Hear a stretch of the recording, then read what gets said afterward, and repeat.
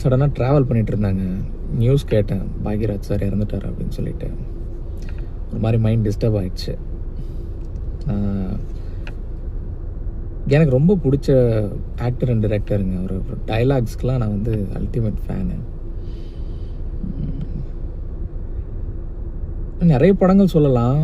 ஆனால் பாக்யராஜ் சாரோட அந்த மாஸ்டர் பீஸ் அப்படின்னு என்னை பொறுத்தளவுக்கு நான் கன்சிடர் பண்ணுறது வந்து சுவரில்லாத சித்திரங்கள்ங்க. ஒரு டெபியூ ஃபிலிம். அது கைண்ட் ஆஃப் அந்த டைமில் எக்ஸ்பெரிமெண்டல் ஃபிலிம்னு நினைக்கிறேன். சரியாக தெரியல, டெக்னிக்கலாக எனக்கு மூவிஸ் பற்றி ரிவ்யூ பண்ணலாம் தெரியாது. பட் இந்த படத்தை எத்தனை வாட்டி நான் யூடியூப்பில் ரிப்பீட் மோடில் அந்த சீன்ஸை திரும்ப திரும்ப பார்த்துருப்பேன்னு எனக்கு கணக்கே கிடையாதுங்க. சான்ஸே இல்லை. ஒவ்வொரு சீனையும் செதுக்கி இருப்பார். ரொம்ப ரொம்ப ரசிப்பேன். அப்படியாப்பட்ட மனுஷன் இன்னைக்கு இல்லை.